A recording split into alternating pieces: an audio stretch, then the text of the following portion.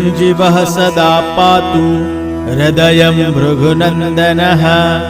जठरं च शनिः पातु जिह्वां मेदितिनन्दनः। पादौ केतुः सदा पातु वाराः सर्वाङ्गमेव च। तिथयोष्टौ दिशः पान्तु नक्षत्राणि वपुः सदा। अंसौ राशिः सदा पातु योगाश्च स्थैर्यमेव च। गुह्यं लिङ्गं सदा पान्तु सर्वे ग्रहाः शुभप्रदः। अणिमादीनि सर्वाणि लभते यः पठेद् ध्रुवम्।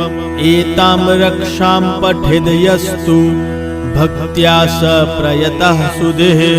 सचिरायुः सुखी पुत्री रणे च विजयी भवेत्। अपुत्रो लभते पुत्र